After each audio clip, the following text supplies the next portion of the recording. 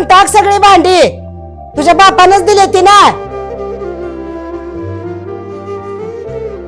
स्वयंपाक झाला असला तर आण जेवायला, भूक लागली आहे मला. हा ठीक आहे, थोडी भांडी धुवायची झाली की वाढते तुम्हाला जेवायला.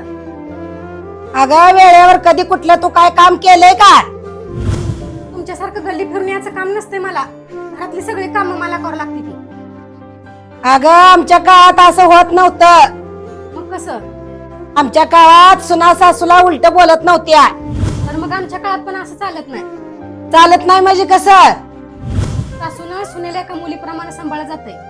अगं नशीब समज तुझं, तुला मी माझ्या घरात ठेवून घेतलंय. अगं तू अशी मला आडवं बोलती ना, मी जर माझ्या पोराला सांगितलं तर तुला एका मिनिटात घराच्या बाहेर हाकलून देईल. अशा तुमच्या गैरसमजुतीमुळे ना कित्येक सासा वृद्धाश्रमात जाऊन राहतात. बर ठीक आहे, आज या गोष्टीचा निर्णय लागलाच पाहिजे. त्याचं प्रेम तुझ्यावर आहे का माझ्यावर आहे बघू. तोपर्यंत मी जेवणच करत नाही. बर ठीक आहे, बघूच.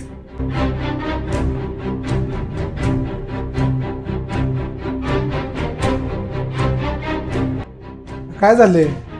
तुम्हाला ना आज एक निर्णय द्यायचा आहे. तुमचं जास्त प्रेम माझ्यावर आहे की तुमच्या आईवर आहे? हे बघ, एका पुरुषाच्या जीवनामध्ये त्याची आई पण तेवढीच महत्वाची आहे आणि त्याची बायको पण तेवढीच महत्वाची आहे. हा माहिती आहे मला, त्यांची जागा ही वेगवेगळी आहे. अगं एकीकडे ना ही माझी आई आहे, जिने मला जन्म दिला, माझ्या जीवनाची सुरुवात झाली. आणि हे बघ, एकीकडे ना ही माझी बायको आहे, जी माझ्या आयुष्यात आली आणि ती माझी जीवनसाथी झाली. तुम्ही बाकी मला विचारला होता ना की सगळ्यात जास्त प्रेम तुम्ही कोणावर करताय, तर माझ्यासाठी दोघी पण सारख्याच आहात.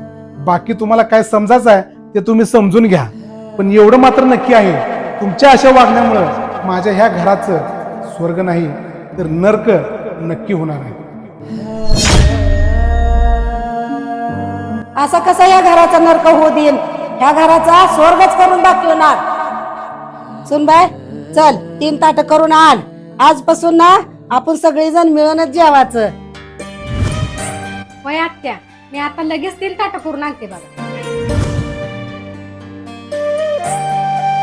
सासूने सुनेला लेकीप्रमाणे आणि सुनेने सासूला आईप्रमाणे सांभाळलं तर कोणत्याच घराचा नरक नाही होणार, त्या घराचा स्वर्गच होणार. बरोबर आहे ना?